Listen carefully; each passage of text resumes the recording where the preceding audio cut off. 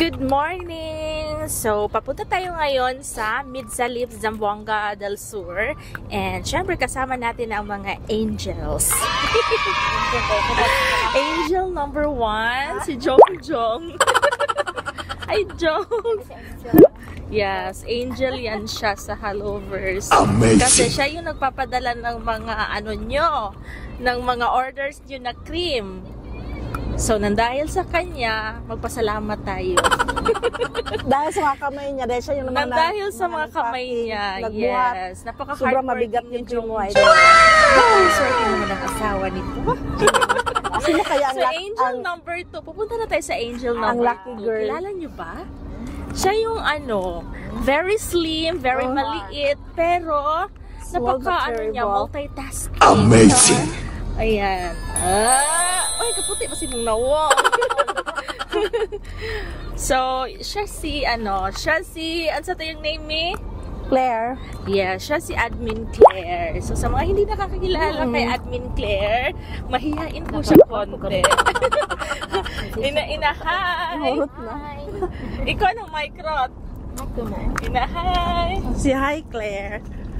Ano masasabi mo, Claire, na pupunta tayo sa Midsalip? Do you have a clarification, violent reaction? Joyride ra. Bakit ka kasi ayan, sumabak? sinama lang namin sila para at least alam nila yung lugar na pupuntahan namin kasi baka i-deliver kami ng cream white doon. I-deliver soon. So, alam na nila kung saan nila ihahatid. So, siya naman yung naka-assign sa mga kontrata. Siya yung nagpapadala, siya yung gumagawa ng mga contract ninyo. And siya din yung nangungulit kung matagal nyong ibalik yung kontrata. Siya si Claire, Admin Claire. Punta na, yun lang yung mga admin natin. Ay, meron pa pala nakalimutan. Ito namang ito namang isa, siya yung admin na pag matagal magbayad yung branch, nai-stress siya kasi wala daw siyang pambayad sa supplier. Kaya wag kayong mag-delay sa mga payment dahil nai-stress po siya. Actually, ngayong morning, maagang-maaga pa pero stress na siya. So, punta na tayo sa admin. Mabuti na lang may nagbayad sa atin na malaki. Ayan! Kapag singil ako kanina. Hindi siya nag-makeup ngayon kasi minadali namin siya. So, pagpasensyahan niyo na yung mukha niya. Pagka nakakain ako. Ayan. And, syempre, yung puging driver.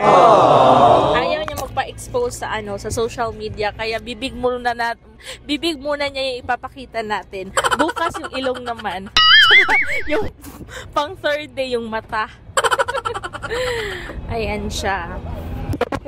Sabi ko sa kanya, turuan niya ako mag-drive para hindi ko na siya inaabala. Pero ayaw niya. Wala siyang kumpiyansa, wala siyang confidence sa akin. So, ayun.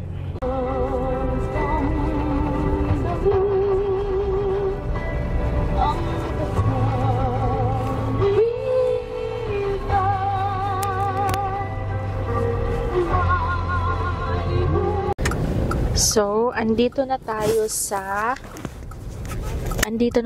Midsalip, Zamboanga del Sur. So,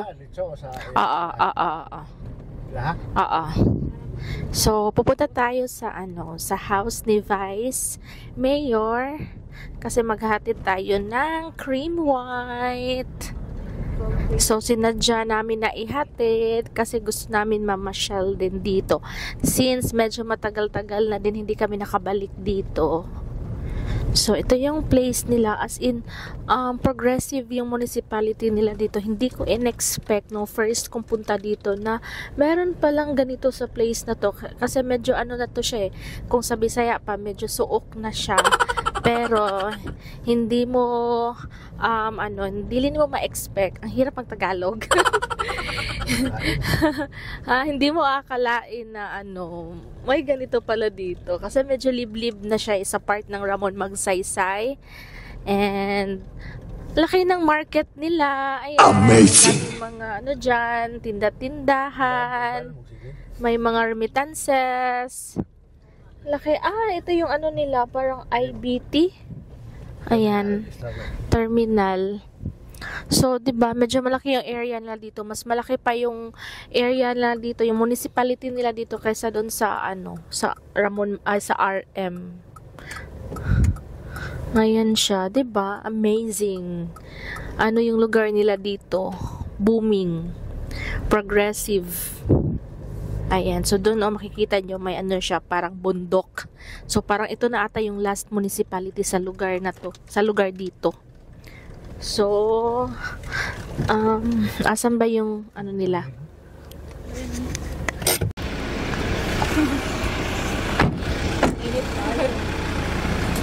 Sige, tala, tabok na ta.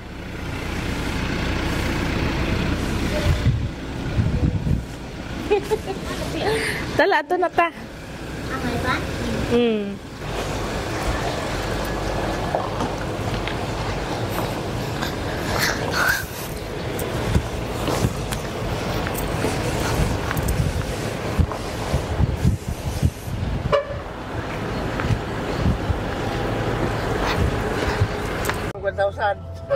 So, humana atong lakaw